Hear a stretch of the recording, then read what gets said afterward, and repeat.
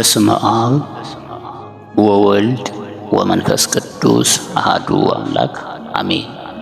ሰኔ 12 በዓለ ቅዱስ ሚካኤል ብላ ቤተ ክርስቲያናችን ታከብራለች። ቅዱስ ሚካኤል በዚህ ዕለት ወደ ማን ተላከ የሚለውን ባጭሩ እንመልከት። የኢትዮጵያ ኦርቶዶክስ ተዋሕዶ ቤተ ክርስቲያን በዚህ ዕለት ዕረፍተ ለቅድስት አፎምያ ብላ ታከብራለች። ቅድስት አፎምያ ሀገሯ ኪልቅያ ነው። ባለቤቷ አስተራኒቆስ ይባላል። መስፍነ ኪልቅያ ነበረ። ይሁን እንጂ ታሞ ሞቶ ከሀብቷ ከንብረቷ እየሰጠች እየመጸወተች በጾም በጸሎት ተወስና ትኖር ነበር። ሰይጣን ከዕለታት በአንድ ቀን ለምቀኝነት አያርፍምና ደግ መነኩሴ መስሎ አጋንንትን መነኮሳያት አስመስሎ መጥቶ ከደጅ ሆኖ አስጠራል።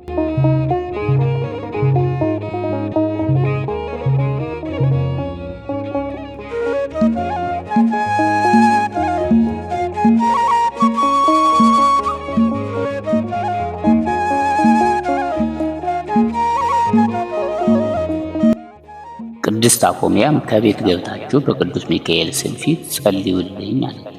እነርሱም እኛማ በነግ ጸልየናል፣ እንዲሁ አንቺ ግን ይህ ሁሉ ጾም ጸሎት ምን ያደርግልሻል? ሲበዛ ያለ ዕድሜ እንደሚገል አታውቂምን? ሀብትሽን ሰጥተሽ መጨረስሽ ለምንድን ነው? በዚያው ላይ አንቺ ስትደክሚ የሚረዳሽ የሚያግዝሽ፣ ስታረጂ የሚጦርሽ ልጅ የለሽም። ሁለተኛ ማግባት ኃጢአት መሰለሽን? እነ አብርሃም እነ ዳዊት ከብዙ ሴቶች ብዙ ልጆች ወልደው የለምን? አሁንም ቤት ሰሪ ጎመን ዘሪ ያስፈልግሻል እና ባላግቢ እሺ በይኝ አላት። በዚህ ሰዓት ቅድስት አፎምያ እንዲህ አለችው፣ አባ ሲማ ከሰናይ ወቃል ከሰብኩ ያቋብህ መልካም ነበር፣ ንግግርህ ግን ክፉ ነው። አትጹሚ አትጸልይ ያልከኝ ጌታ ምጽዋተ አበድር መስዋዕት ብሎ የለምን? ሁለተኛ ባላግቢ ማለት እስከምን አገኘኸው? አርጋብ እንኳ ባሎቻቸው ከሞቱባቸው ከሌላ ወንድ አይቀርቡም። ታዲያ ጥንቱን በንጽህና ሊኖር የተፈጠረ ሰው ሁለተኛ ላገባም ቢል ዕዳ ፍዳ ሊሆንበት ነውን? አለችው። በዚህ ሰዓት ይህን ካለች በኋላ ባሏ ታሞ ሳለ ያሰራላትን ስለ ሚካኤል አውጥታ ብታሳየው ሰኔ 12 ቀን መጥቼ ከተመካሽበት ከዚህ ግብስብስል ጋር አጠፋሻለሁ ብሎ እንደ ትቢያ ብኖ ጠፋ። ሰኔ 12 ቀን በነግ ብርሃናዊ መልአክ መስሎ መጥቶ ጾም ጸሎትሽ፣ ስግደት፣ ምጽዋትሽ አድርጎልሻል። ያስሁት ሚካኤል በዚህ ዕለት ቅድመ እግዚአብሔር ይቆማልና መጥቻ አጠፋሻለሁ እንዳለሽ አውቄ ላድንሽ መጥቻለሁና ስገጂልኝ አለ። አንተ ማነህ? አለችው። እርሱም ሊቀ መላእክት ሚካኤል ነኝ አለ።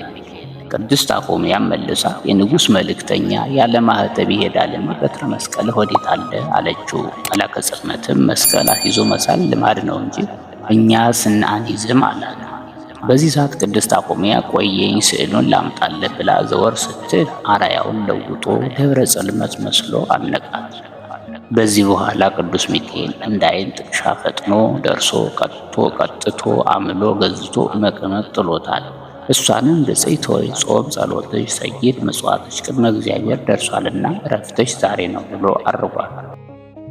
ከዚህ በኋላ ቅድስት አፎምያ ወደ ቤተ ክርስቲያን ሄዳ ስጋውን ደሙን ተቀብላ ጳጳሱን ካህናቱን ወደ ቤት ጠርታ ተመለሰች። ጳጳሱን በወርቅ ካህናቱን እንደማድረጋቸው በብር በነሐስ መንበር አስቀምጣ አብልታ አጠጥታ ወርቅ ብሯን ለቤተ ክርስቲያን መስሪያና ለድሆች ምጽዋት ያደርገው ዘንድ ለጳጳሱ ሰጥታ አርፋለች። ስዕሉም ከቅፏ ወጥቶ በሮ ያለ አንዳች መስቀያ በቤተ መቅደሱ በር ተሰቅሎ ተገኝቷል። ኋላም አብቦ አፍርቶ በአበባው በፍሬው ሕሙማንን የሚፈውስ ሆኗል። አነሳስቶ ላስጀመረን አስጀምሮ ላስፈጸመን ለልዑል እግዚአብሔር ክብር ምስጋና ይግባው። ለእመቤታችን ለንጽሕተ ንጹሐን ለቅድስተ ቅዱሳን ወላዲተ አምላክ ምክንያተ ድኂን ቤዛዊተ ኩሉ ዓለም ክብር ምስጋና ይግባል። የቅዱስ ሚካኤል ተራዳኢነት ከሁላችን ጋር ይሁን።